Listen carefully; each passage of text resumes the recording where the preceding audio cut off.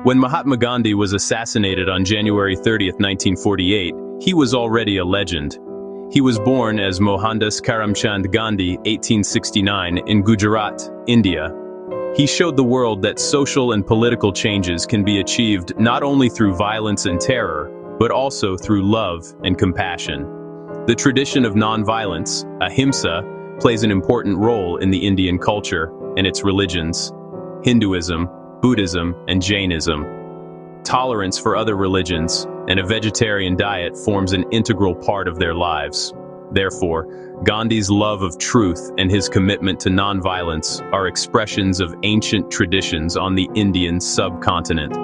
Predominantly, Gandhi tried to realize and eradicate his own shortcomings on his path to self-transformation. He tried to meet all living beings and creations of nature with great respect and humility.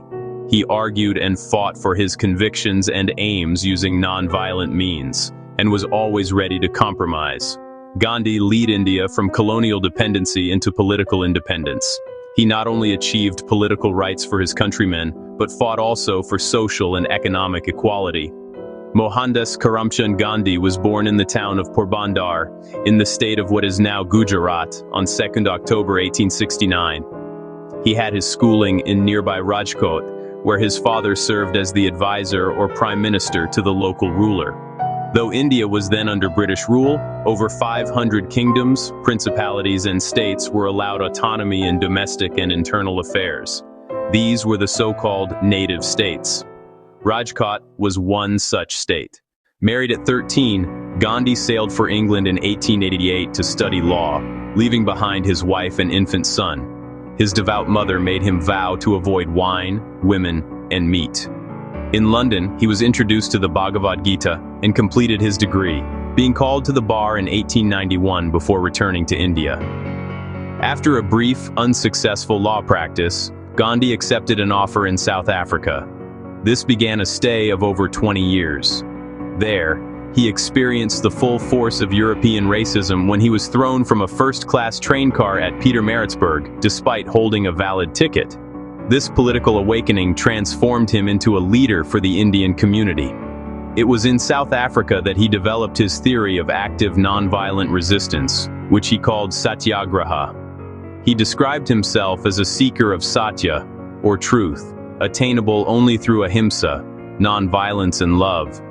His life became a series of experiments with truth, forging a path to challenge oppression by appealing to the shared humanity of both the oppressor and the oppressed. Gandhi returned to India in 1915. He traveled widely, involving himself in local struggles like those in Champaran and Ahmedabad. His leadership in opposing the repressive Rowlatt Acts in 1919 marked his rapid rise in nationalist politics. It was during this time that Rabindranath Tagore gave him the title Mahatma, or Great Soul.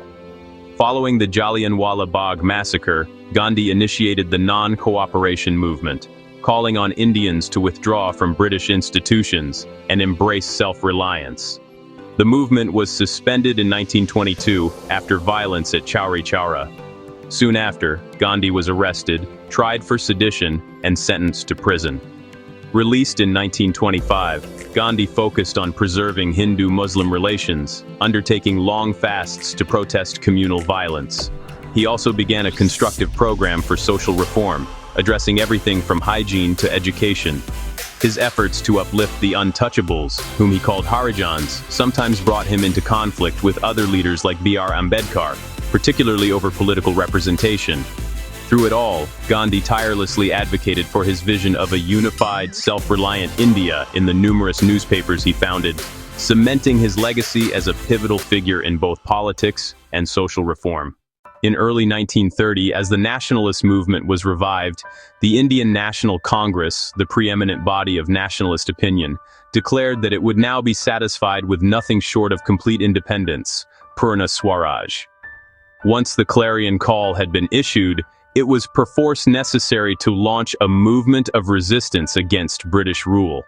On March 2nd, Gandhi addressed a letter to the Viceroy, Lord Irwin, informing him that unless Indian demands were met, he would be compelled to break the salt laws.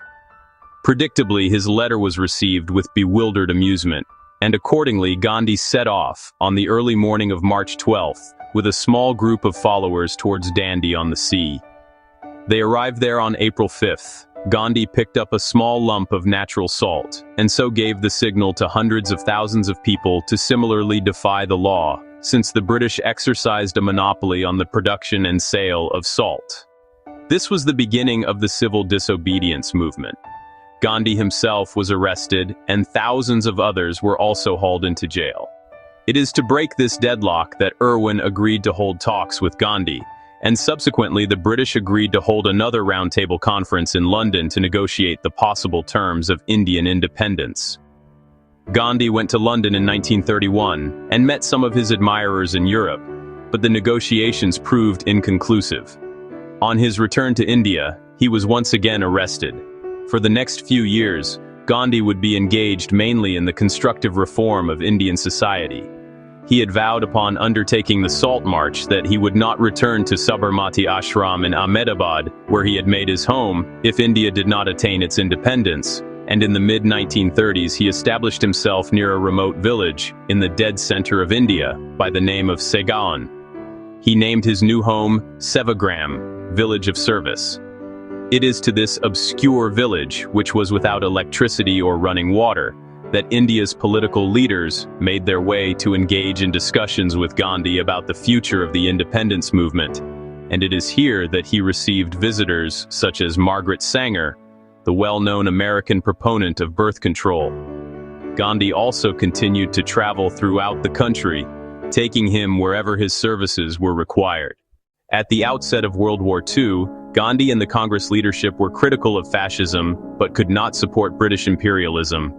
In 1942, Gandhi issued the final call for independence.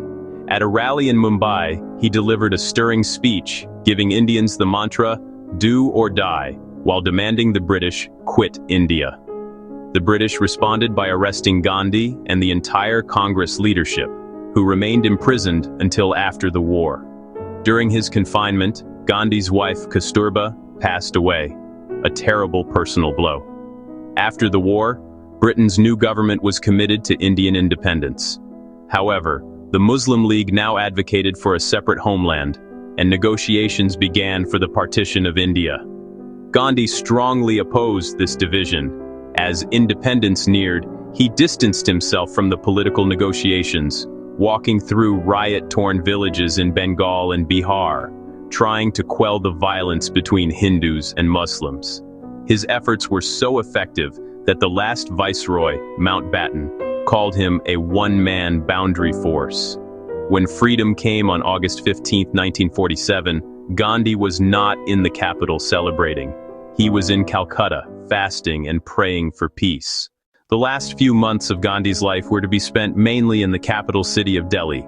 There he divided his time between the Bhangi colony, where the sweepers and the lowest of the low stayed, and Birla House, the residence of one of the wealthiest men in India and one of the benefactors of Gandhi's ashrams.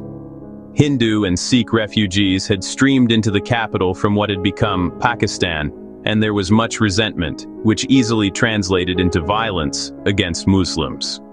It was partly in an attempt to put an end to the killings in Delhi, and more generally to the bloodshed following the partition, which may have taken the lives of as many as 1 million people, besides causing the dislocation of no fewer than 11 million, that Gandhi was to commence the last fast unto death of his life. The fast was terminated when representatives of all the communities signed a statement that they were prepared to live in perfect amity, and that the lives, property, and faith of the Muslims would be safeguarded. A few days later, a bomb exploded in Birla House, where Gandhi was holding his evening prayers, but it caused no injuries. However, his assassin, a Marathi Chitpavan Brahmin by the name of Nathuram Godse, was not so easily deterred. Gandhi, quite characteristically, refused additional security, and no one could defy his wish to be allowed to move around unhindered. In the early evening hours of 30th January 1948, Gandhi met with India's Deputy Prime Minister and his close associate in the freedom struggle, Vallabhbhai Patel, and then proceeded to his prayers. That evening, as Gandhi's timepiece, which hung from one of the folds of his dhoti loincloth, was to reveal to him he was uncharacteristically late to his prayers, and he fretted about his inability to be punctual. At 10 minutes past 5 o'clock, with one hand each on the shoulders of Abha and Manu, who were known as his living walking sticks, Gandhi commenced his walk towards the garden where the prayer meeting was held. As he was about to mount the steps of the podium, Gandhi folded his hands and greeted his audience with a namaskar. At that moment, a young man came up to him and roughly pushed aside Manu.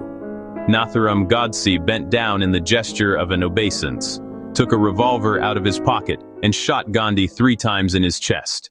And remember, history doesn't fade, it whispers if you listen.